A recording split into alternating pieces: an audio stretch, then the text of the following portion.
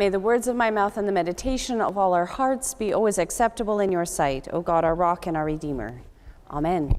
Please be seated.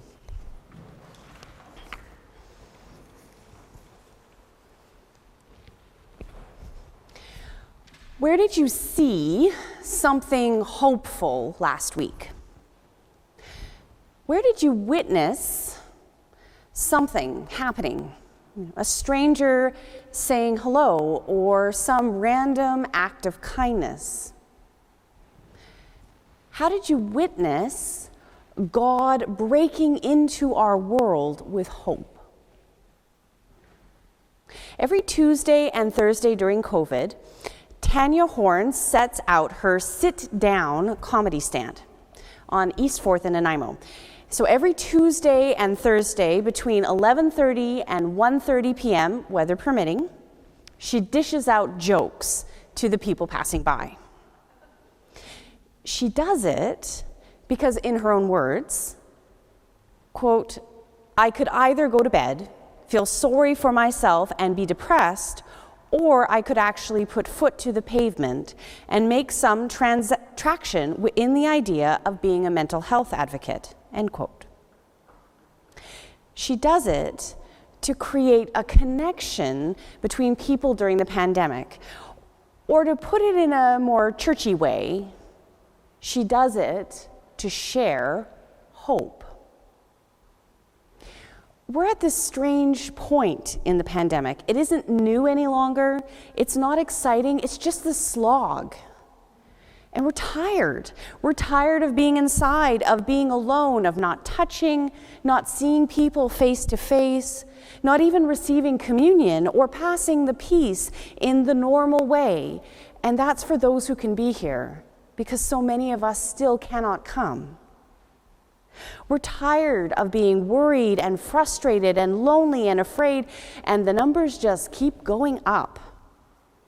And it feels like COVID-19 is part of everything we do, everything we want to do, every plan, every holiday. We just observed Remembrance Day online. We just elected a bishop in our pajamas. Or was that just me? We're planning for Advent and for Christmas, and it all feels very uncertain. What will Christmas look like? What will Christmas feel like?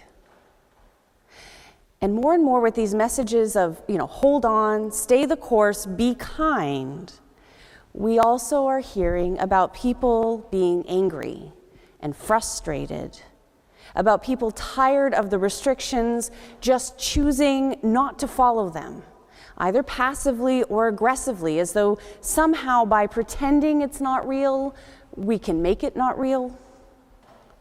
Of the civility and the kindness that we saw in the beginning falling away as people are worn out or angry or worried or tired or frustrated or some combination thereof. Something needs to break through. And something is breaking through. Where is God already doing something good? Right in the middle, right in the midst of our experiences right now. Where are you seeing hope right here and right now? Not necessarily in some grand gesture, although maybe, but maybe it's as small as a hello. Hope right now is precious. It's so precious that it should come in a gold box. In Sunday school, parables come in gold boxes. Parables are held in a gold box, and when you tell a parable story, you have to go find the gold box. And there's a whole liturgy to it. Parables are gold because they're precious, but then they're also very hard to open. And sometimes we have to go back to them again and again before we can find the meaning. And sometimes we come to them again and again to find new meanings. Parables are precious. They teach us about how God is in our world, how God is in our lives, how God works through each of us. They are simple and they are deep. And our parable today is no exception. So perhaps today, as we go to this parable held in a gold box in the midst of a pandemic where people are tired and worn out and worn down, perhaps today, the piece of truth that we pull out of the parable, the meaning for us today, might be about hope. Hope as something God is already giving us, hope breaking through. And then what we do with it. This person goes away and gives his slaves a certain number of talents, these coins, these things of value, something that is his and is precious, but he gives to them. And he gives it to them to do something with. And then he comes back and he sees what they did. It's something they needed.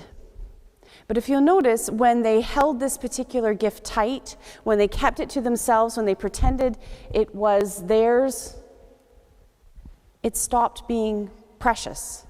It didn't do anything. It didn't go anywhere. It stopped being a gift and became a burden. But when the others shared it, used it to do something good, it grew and it grew and it grew. So what if today, that something precious, the talent that we're given, this piece of the grace of God that God gives to us to use, what if it's hope? What if it's hope that God has already given us, Christ has put right in front of us, and in small ways and in big ways? So where are you seeing the hope right now? Hope like someone ringing bells and cheering at 7 p.m. even after everyone else has stopped. That happens in my neighborhood occasionally. Or someone sitting outside telling jokes to connect people. Or a vaccine coming soon. Or a Zoom program where normally we would gather here with all of our defenses up, but something happens because we're in our homes and something holy is shared. Or people dancing in the street to celebrate the fall of hatred, or simply noticing someone on a beautiful day saying hello to their neighbors. Where are you seeing in your lives, right where you are in the midst of COVID, hope?